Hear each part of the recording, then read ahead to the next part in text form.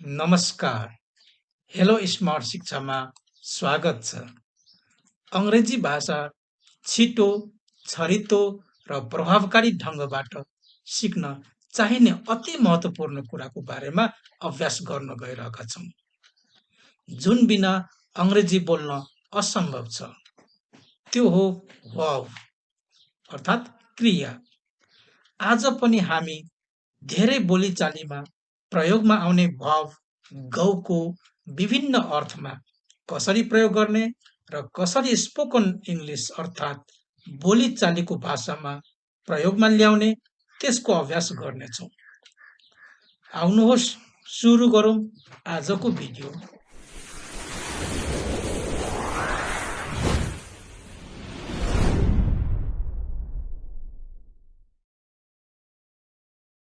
फर्क गौ ब्याक। गौ ब्याक अर्थात् अर्को शब्दमा भन्दाखेरि रिटर्न रिटर्न और गौ ब्याक फर्क गौ ब्याक।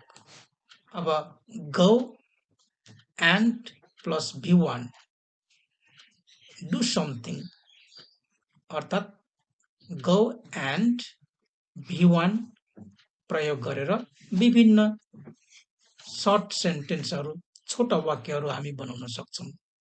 अर्थात् गौ प्लस V1। अब इक्जाम्पलमा हेरौँ।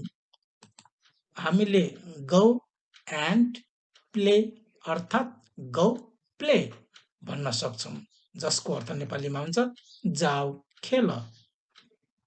जाऊ खेल यो भन्नको लागि अंग्रेजीमा भन्ने गौ एन्ड प्ले अर्थात् गौ प्ले। आउनुहोस् अभ्यास गरौँ। जाऊ खेल गौ एन्ड प्ले। जाऊ खेल गौ एन्ड प्ले अर्थात् गौ प्ले। गौ प्ले अर्थात् गौ एन्ड प्ले। जाऊ बाहिर खेल गौ आउट एन्ड प्ले। जाऊ बाहिर खेल गौ आउट एन्ड प्ले। जाऊ आफ्नो समस्या भन Go and tell your problems. Go and tell your problem. Or go tell your problem. जाऊ आफ्नो समस्या भन Go and tell your problem. Or go tell your problem. जाऊ खाऊ Go and eat. Go and eat. Go eat भन्दा पनि हुन्छ, go and eat भन्दा पनि हुन्छ। जाऊ सुत Go and sleep. जाऊ सुत Go and sleep. Or you can say go sleep. Go sleep. जाऊ आराम गर Go and rest. जाऊ आराम गर Go and rest. Or you can say go rest. जाऊ यो किन Go and buy this. जाऊ यो किन Go and buy this. Or you can say go buy this. जाऊ पढ Go and read. जाऊ पढ Go and read. Or you can say go read. जाऊ पढ. Go read. जाऊ आफ्नो गृह कार्य गर Go and do your homework. जाऊ आफ्नो गृह कार्य गर Go and do your homework. Or go do your homework भन्न पनि सकिन्छ। जाऊ आफ्नो काम गर Go and do your work. जाऊ आफ्नो काम गर Go and do your work. Go do your work. Or go and do your work. गएर मलाई एक गिलास पानी ल्याऊ Go and get me a glass of water. गएर मलाई एक गिलास पानी ल्याऊ Go and get me a glass of water. Go and get me a glass of water. जाऊ उसँग कुरा गर Go and talk to him. जाऊ उसँग कुरा गर Go and talk to him. Or you can say, go talk to him. Go talk to him. Both is correct. जाऊ रमाइलो गर Go and have fun. Go and have fun. जाऊ रमाइलो गर Go and have fun. Or you can say, go have fun. Go have fun. जाऊ उनीसँग भेट Go and meet her. जाऊ उनीसँग भेट Go and meet her. Go and meet her. Or you can say, go meet her. गएर आफ्नो कुरा राख Go and put forward your matter. गएर आफ्नो कुरा राख Go and put forward your matter. अब go by plus name of vehicle सवारी साधनको नाम राखेर अभ्यास गर्नेछौँ. Go by plus name of vehicles सवारी साधनहरूको नाम. बसमा जाऊ भन्दाखेरि go by bus. बस भनेको भेहिकलको नाम भयो. Go by bus भन्दाखेरि के हुन्छ त बसमा जाऊ. Go by bus. ट्याक्सीमा जाऊ Go by taxi. ट्याक्सीमा जाऊ Go by taxi. कारमा जाऊ Go by car. कारमा जाऊ Go by car. हवाईजहाजमा जाऊ Go by aeroplane. हवाईजहाजमा जाऊ Go by aeroplane. अब हामी साइकलमा जाऊ भन्दाखेरि हामीले यहाँ बाई लगाउन पाइँदैन. अर्थात् बाई लगायो भने रङ हुन्छ. त्यसैले साइकलमा बाइसाइकलमा अर्थात् साइकलमा मोटरसाइकलमा हामीले बाईको सट्टामा अन लगाउनु पर्ने हुन्छ. साइकलमा जाऊ भन्दाखेरि go on cycle or go on bicycle भन्न सक्छौँ. go by cycle वा go by bicycle भन्यो भने रङ हुन्छ. बाइकको ठाउँमा हामीले अन राख्नु पर्ने हुन्छ साइकलमा. go on cycle or bicycle. साइकलमा जाऊ Go on cycle or go on bicycle. मोटरसाइकलमा जाऊ Go on bike. Go on bike or go on motorbike. Motor बाइकमा पनि हामी अन नै लगाउनु पर्ने हुन्छ. बाई लगाउनु हुँदैन. Go on bike or go on motorbike. हिँडेर जाऊ Let's go on foot. Go on foot भन्यो भने हिँडेर जाऊ हुन्छ. Let's go on foot. हिँडेर जाऊ. हिँडेर जाऊ Let's go on foot. हिँडेर जाऊ Let's go on foot. मलाई हिँडेर जान देऊ Let me go on foot. मलाई हिँडेर जान देऊ Let me go on foot.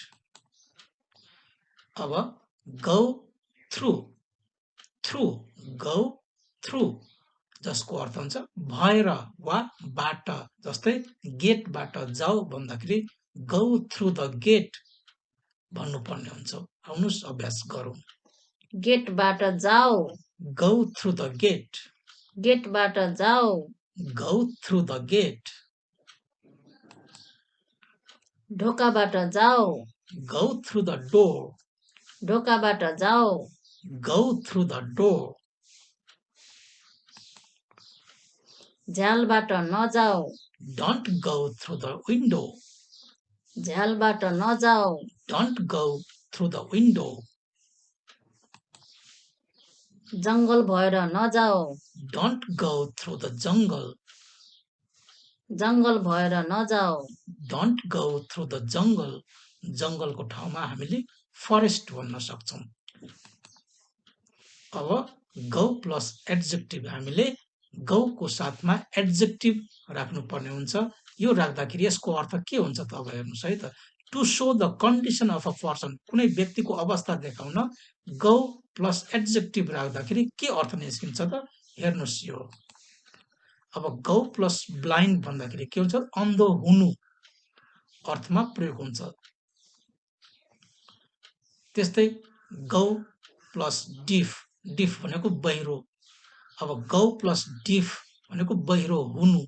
अब यसको अर्थ हामी सेन्टेन्समा हेरेर बुझ्नेछौँ। त्यस्तै गौ प्लस म्याड, पागल हुनु, म्याड भनेको पागल, गौ म्याड भनेको पागल हुनु। त्यस्तै गौ क्रेजी, पागल हुनु, गौ क्रेजी, गौ प्लस क्रेजी, क्रेजी भनेको एडजेक्टिभ हो, पागल हुनु। गौ मिसिङ, हराउनु, मिसिङ भनेको हराउनु, बेपत्ता हुनु, गौ प्लस मिसिङ यो पनि एडजेक्टिभ हो। यसरी हामीले गौसँग एडजेक्टिभ राख्दाखेरि के अर्थ निस्किन्छ हामी अब सेन्टेन्समा हेरौँ।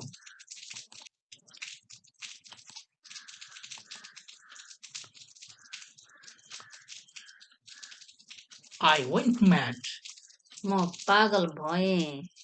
अब I went mad भन्दा म पागल भएँ भन्दाखेरि I went mad हुन्छ।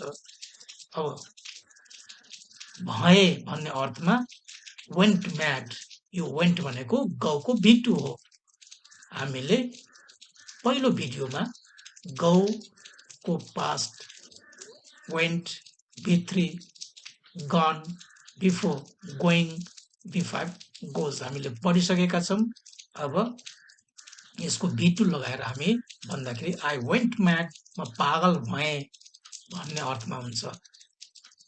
म उसको कुरा सुनेर पागल भएँ भन्दाखेरि I went mad listening his matter, I went mad listening his matter, उसको कुरा सुनेर म पागल भएँ।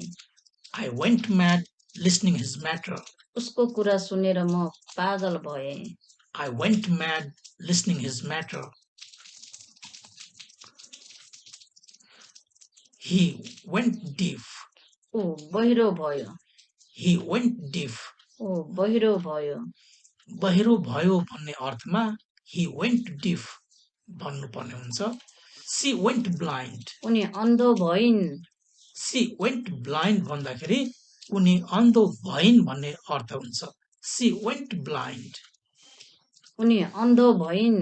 she went blind. They went crazy, उनीहरू पागल भए। they went crazy, उनीहरू पागल भए। they went crazy. उनीहरू पागल भए। She went blind, उनी अन्धो भइन्। she went blind. उनी अन्धो भइन्। They went crazy, उनीहरू पागल भए। they went crazy. उनीहरू पागल भए। अब हेर्नुहोस् है त, he is deaf भनेको ऊ बहिरो छ हुन्छ। he was deaf भन्दाखेरि ऊ बहिरो थियो हुन्छ। तर ऊ बहिरो भयो भन्ने सेन्समा भन्नको लागि he went deaf भन्नुपर्ने हुन्छ। he went deaf, ऊ बहिरो भयो। अर्थात् यसको अर्थ के हुन्छ त, पहिला बहिरो थिएन पछि बहिरो भयो भन्ने अर्थमा he went deaf भन्नुपर्ने हुन्छ। त्यस्तै she went missing, उनी बेपत्ता भइन्। she went missing, उनी बेपत्ता भइन्। उनी बेपत्ता भइन् अर्थमा she went missing भन्नुपर्ने हुन्छ।